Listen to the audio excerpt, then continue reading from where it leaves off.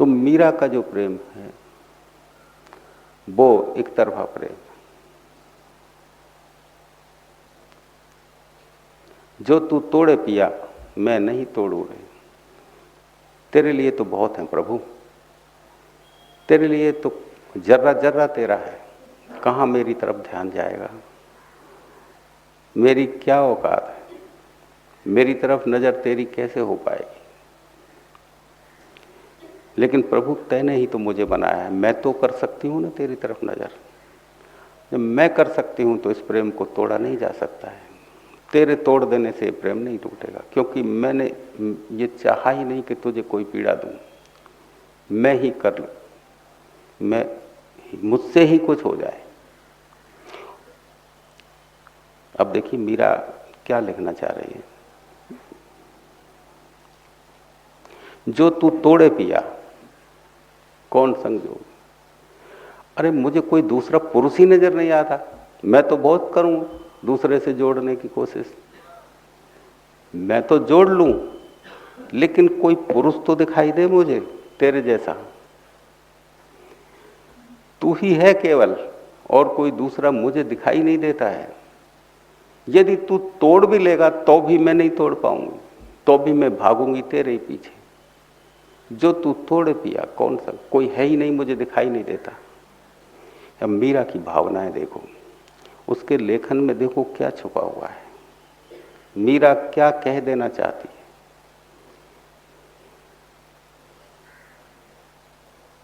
किस तरह से उसने अपना जीवन उस चैतन्य से जोड़ लिया। प्रेम तो वही है जो तुम्हारे पास है, ऐसा नहीं है कि प्रेम जो तुम्हारे पास है और मीरा के पास कोई अलग प्रेम था, ऐसा नहीं है। प्रेम तो एक ही होता है, सबको बराबर हिस्से में आता है। बस प्रेम का उपयोग करना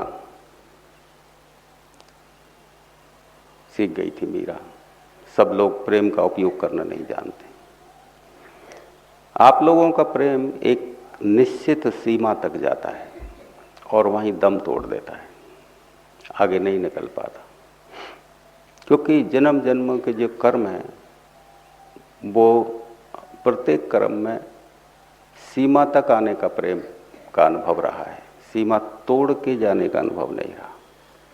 और ये अनुभव तब होता है जब चारों तरफ से रास्ते बंद हो जाएं।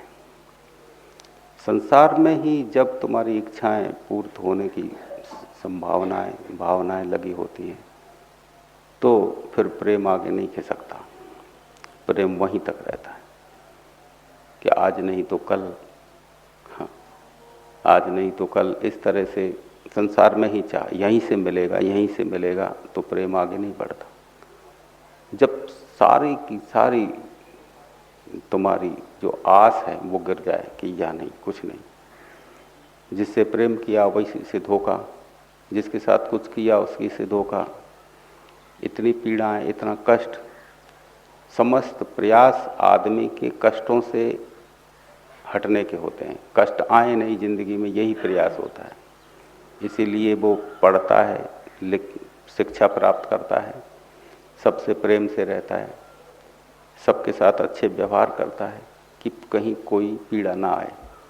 लेकिन समस्त एक ही प्रयास करने के बाद भी पीड़ाएं पीछे नहीं छोड़ती और हर पल पीड़ा आदमी के साथ रहती। तो हम जब तक ये आस लगाएंगे कि हमें यहीं से कुछ मिलेगा तो दरवाजे खुले हैं, हम उन्हीं दरवाजे, एक दरवाजे से घुस के दूसरे दरवाजे से निकलते रहेंगे, एक रास्ते से गए दूसरे से निकलते रहेंगे। लेकिन जब ये पता लगे कि नहीं ये तो भूल भुलैया वाले दरवाजे हैं, इधर से जाओ उधर से, इधर से जाओ उधर से, भूल भुलैया का दरवाजा है, भूल भुलैया के रास्ते कुछ नहीं है, तब प्रेम आगे खिसकता है कि अरे ये प्रेम नहीं है, इसमें तो धोखे हैं, इसमें तो पीड़ा है। तब फिर प्रेम आगे खिसकेगा तो वो प्रेम परमात्मा की तरफ जाता है। तो मीरा के जो दरवाजे थे वो जन्म जन्म थोड़ा थोड़ा इकट्ठा करते करते जब देखा कि कुछ नहीं तो वो किनारे पे आ गई और फिर प्रेम आगे निकल गया। मूर्ति बहाना हो गई और वो धीरे धीरे रैदास तक पहुंच गई। भागती जाती थी मंदिरों में और रैदास मिले तो रैदास पहचान गए उसे, उसको पहचान गए रैदास। तो जैसे ही पहचाने रैदास तो मीरा का सामना हुआ, और सामना होते ही करना क्या था, बस जो थी तरंगें वो उससे टकरा गई। बट टकराई तो बस ऊर्जा अपनी गति पा गई। गुरु की ऊर्जा जैसे ही टकराई तो फट से मतलब एहसास हुआ कि ये कुछ और है, ये कुछ और है। और फिर मीरा मूर्ति से आगे निकल गई, कृष्ण की मूर्ति से आगे निकल गई और उसने उस चैतन्य को पाया। पग घुंघरू बांध मीरा नाची। फिर देखिए, एक राजघराने की औरत पैर में घुंघरू बांधे तो बड़ी बदनामी की बात है, बहुत बड़ी बदनामी। कोई शादी विवाह में, कोई उत्सव वगैरह में नाचे तो कोई शोभा बनती है, बेवजह सड़क पे नाचने चली जाए तो बड़ी भारी बदनामी हो जाती। और फिर वो तो प्रत्येक कार्य ही उसके लिए करती थी, उसका तो सोना भी उसके लिए था, उसका हंसना उठना बैठना सोना खाना पीना सब उसी के लिए था। और उसने घुंघरू भी अपने लिए नहीं बांधे थे कि वो खुश हो, उसने घुंघरू भी उसी के लिए बांधे, उसी की चैतन्य के लिए, उसी परमात्मा के लिए। पग घुंघरू बांध मीरा नाची, और नृत्य से ही मीरा उपलब्ध हो गई। ऐसा नहीं है तुम ये देखते हो ये साधना बनती है, ये नाचते हैं, ये साधना बनती नहीं है, ऊर्जा मचलती है। ऊर्जा जब मचलती है तो वो रोने में, हंसने में, नाचने में, लुढ़क पुढ़क होने में, ये आत्मीय ऊर्जा है। ये करने से नहीं होती है। ऊर्जा जब संपर्क में आती है तो ये ऊपर की तरफ बहने लगती है। आप लोगों के समस्त कृत्य नीचे जाने के लिए है। नीचे जाने का मतलब है छोटे छोटे संसारी व्यसनों में उलझने के। व्यसन है, ये जो है वासनाएं हैं, इनमें उलझने के, उलझते हो तो ये ऊर्जा नीचे जाने वाली हो जाती है। कहते हैं मैं यज्ञ में निम्नगामी का मतलब संसार में ही अपेक्षा लगा के बैठ जाना, उनमें ही उलझ जाना, वासनाओं में ही सुख तलाश करना, ये निम्नगामी ऊर्जा। तो जब वो शांत ऊर्जा गुरु की संपर्क में आती है तो ये ऊर्जा फिर ऊपर की तरफ जाने लगती है। ऊपर की तरफ जाने का मतलब है कि ये तुच्छ चीज़ें फिर तुच्छ दिखाई देती हैं, श्रेष्ठ दिखाई नहीं देती।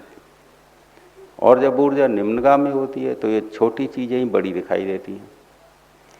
जिसके पास ज़्यादा पैसा होता है वो ही भिखारी बड़ा होता है, उसी की मांग ज़्यादा बढ़ती है।